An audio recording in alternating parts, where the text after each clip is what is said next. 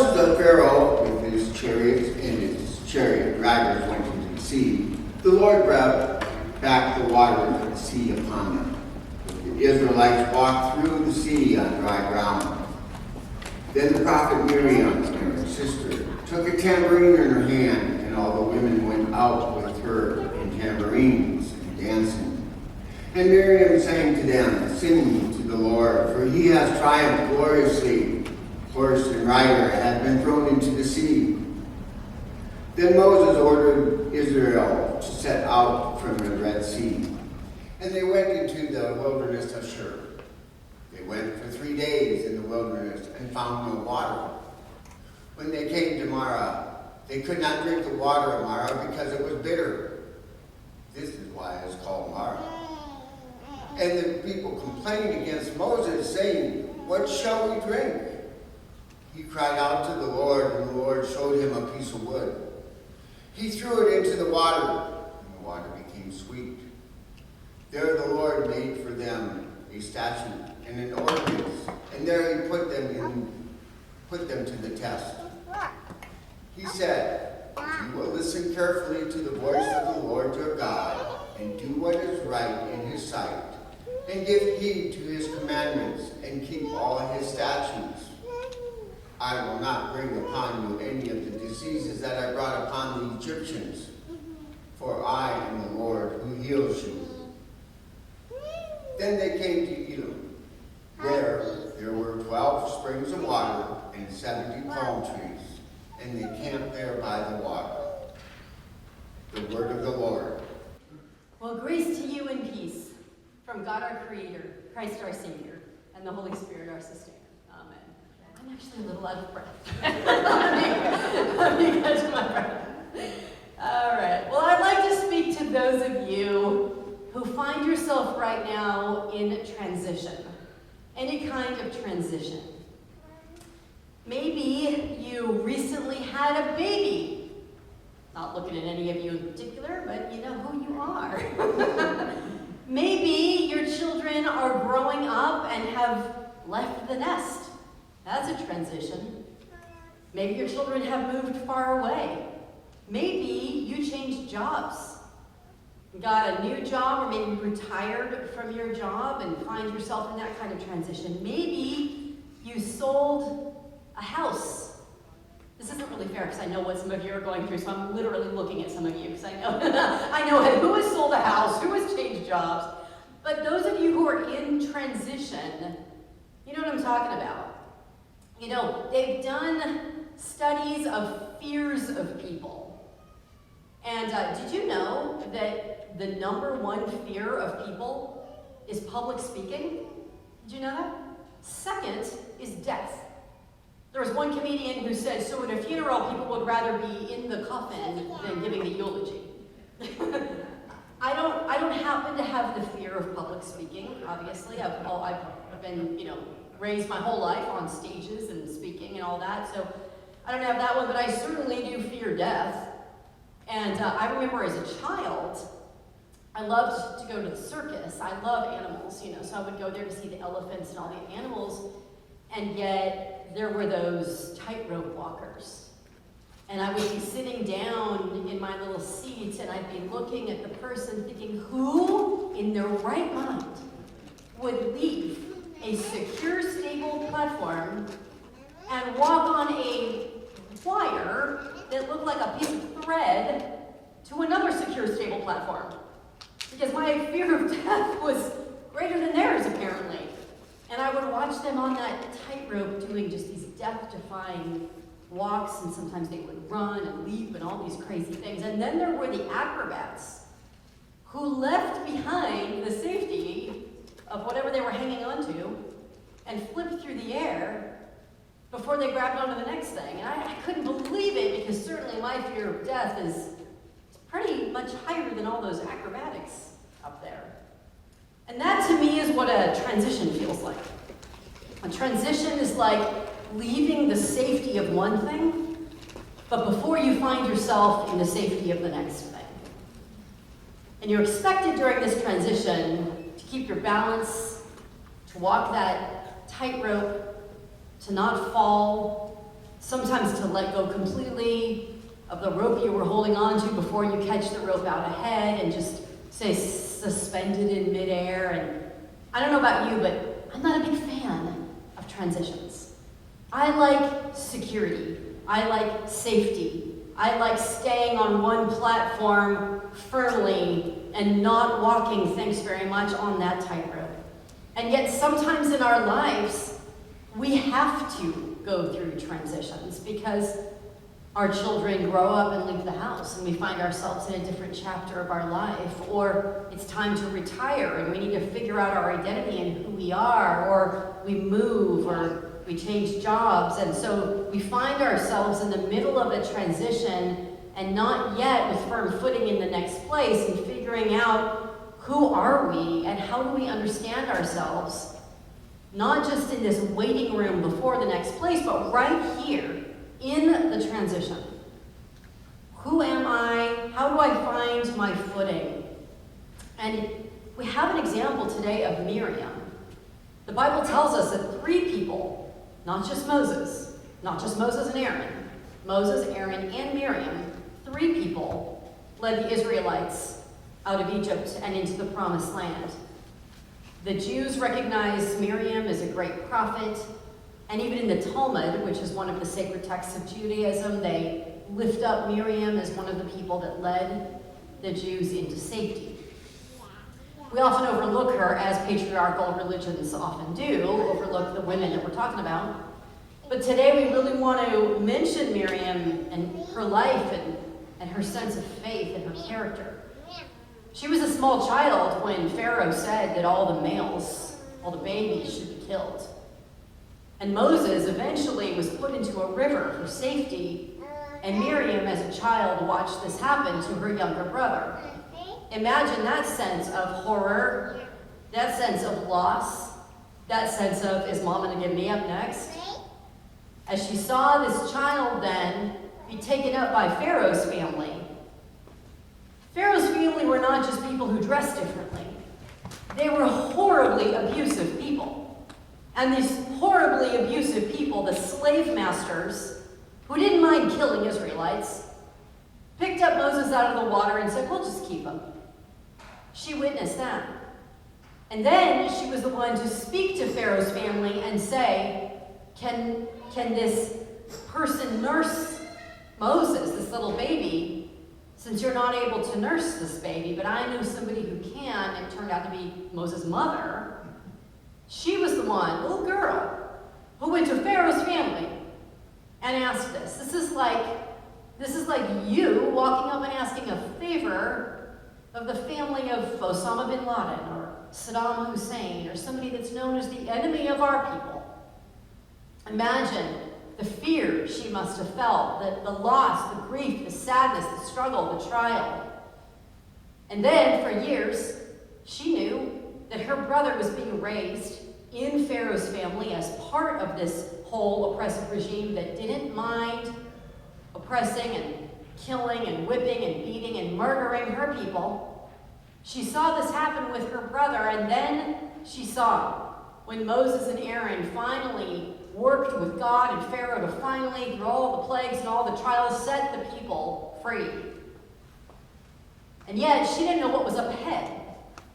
What was up ahead was a lot of hardship. They didn't get immediately into the promised land.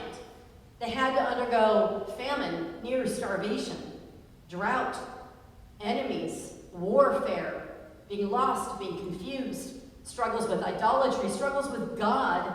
She, in fact, had sickness, disease. Her future was not this walk in the park that we sometimes imagine it is. Oh, now they're free, everything's fine. No, it wasn't fine. There was a 40-year struggle, a 40-year tightrope, 40 years of transition. And of course, 40 in the Bible always means a time of trial and struggle. It's a symbolic number, like we see the flood with Noah lasted 40 days and nights. We see Jesus in the wilderness, the temptation with the devil was 40 days. We see the number 40 every time there's a struggle, every time there's a deep spiritual trial. Usually, though, it's 40 days, but now it was 40 years. We see through geography that if they had gone in a straight line, it would have taken them a couple of weeks to get to the promised land. But this was not a straight line. This was a long, harrowing transition. So when we look at Miriam's past, it was full of grief, fear, probably anger, lots and lots of trials, lots of reasons to quit, lots of reasons for shame, for guilt, for stress, for heartache. And when we see her future, it was not all that bright either. But here she is in this transition, somehow feeling joy. In the middle of this tightrope, in the middle of what would threaten death, with her past, with her future, she felt not just like she was resilient or capable or able to deal with the stress and push through, but instead she felt total joy. You don't pick up a tambourine and dance around and lead the people if you don't feel that kind of joy. How on earth did she feel joy with what she was going through in the midst of all of that? Well, we heard the words from Jesus today. I am.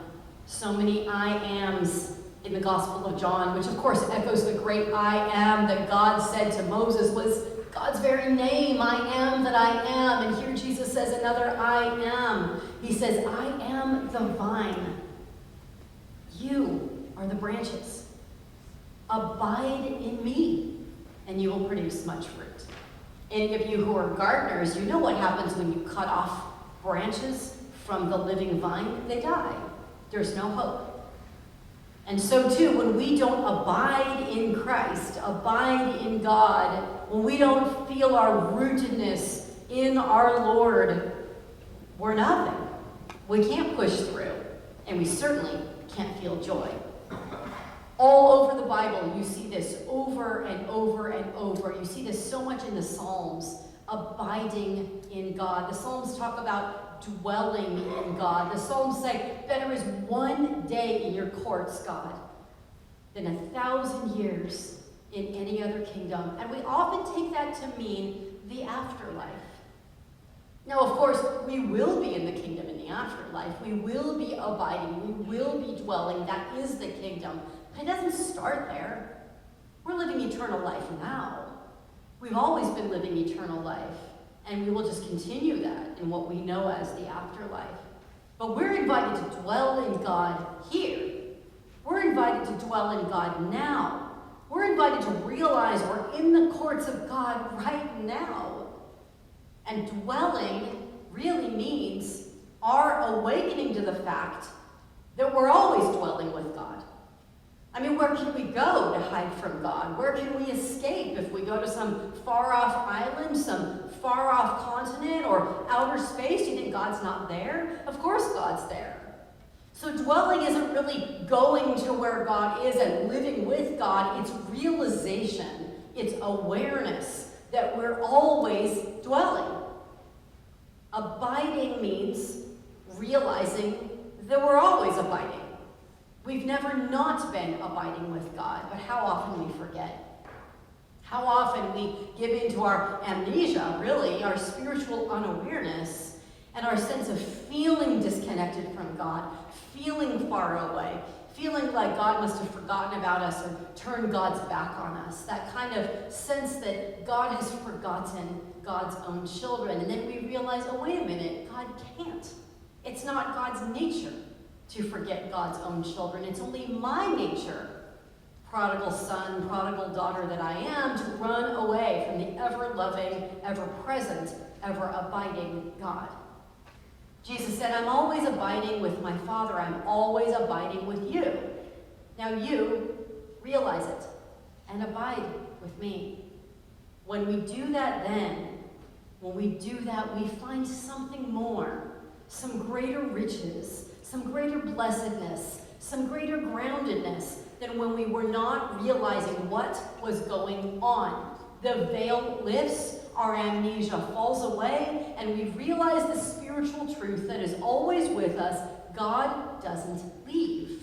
We're always abiding. We see this principle talked about in the religions of the world in a variety of ways. Most especially Buddhism refers to this as mindfulness. Mindfulness, the Buddhists say, is withdrawing your attention from your narrative of your past, from your narrative of your future, withdrawing attention and putting your attention on what is happening in front of you. The Buddhists, particularly the Zen Buddhists, say that the best thing you could do for your spiritual life are the most mundane things like chopping wood and carrying water to a task. Now that doesn't seem all that spiritual. Well, it is when you're mindful. It is when you pay attention. It is when you can live in the moment. And yet in our tradition of Christianity, and then of course with its parent religion, Judaism, the word mindfulness isn't used as much, but generally it means something very similar. Dwelling, abiding, being here, enjoying your time on the tightrope. And in fact, realizing that you're safer and you're more secure on the tightrope than you ever thought you were. You're actually being held by the invisible hand under the tightrope under you, holding you safe and secure in the ever-present hand of God. You have always been attached to that vine. Just know that you are. Stay there. Stay present. Miriam then was abiding. She was abiding. She wasn't thinking when she left Egypt, leading the people with the tambourine. She wasn't thinking of the past. The past was done. The past was dead. They were not in Pharaoh's grasp anymore. She wasn't any longer grieving of all that had happened to her. That had died along with the moment. She also wasn't putting her attention into her future. When her future came, God would be there then. But right then, in that moment, as she was leading the people, and then as all the women joined her with all of their tambourines, all of their singing, all of their dancing, they were all abiding right then in that very moment. Now, one of my favorite theological words that describes God, I mentioned it a couple of weeks ago, is talking about the Trinity being in a dance. The theological word is perichoresis. One long word, perichoresis. Perichoresis comes from two words, peri, which means around and about, and then choresis means moving or going. It's where we get the word choreography. The Trinity is 3 in 1 in a dance. God is dancing. God is moving. God is not anything static and still and stable, but God is moving like Miriam with joy. Isn't that a great way to understand God? God in a dance. And here's where you and I come in. We, like Miriam, are invited to join the dance. Like you were just here with the children. We are invited to join in. And so what that means is that during those times of transition, we're not just going to stay still. We're not just going to wait for God to do the next thing. We're going to enjoy our lives. We're going to pick up our own tambourines. We're going to join in the dance, even with the uncertainty and the mystery of what lies up ahead. Sometimes we might have to stay in that transition for, what seems like 40 years. And yet still we can enjoy the dance because we know that we are on solid ground. We are on firm footing. We are not going to plummet from that tightrope into oblivion. We have the God of grace holding us up at every moment of our lives. So when I said I wanted to talk to those of you who are in transition, I know that that's all of you. Because we're always in transition, aren't we? Life is impermanent. So anytime we think we have something solid and stable, God says, no, really you don't, because then there's the next thing, and the next thing, and the next thing. And we are living lives of transition all the time.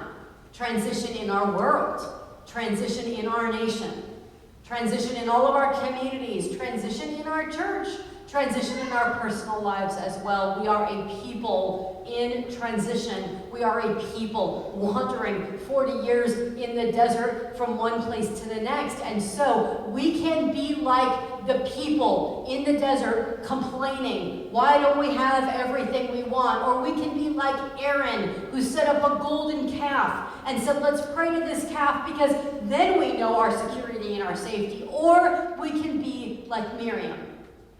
The choice is ours. We can focus on the past or the future, or we can pick up a tambourine and get about joining the dance of God.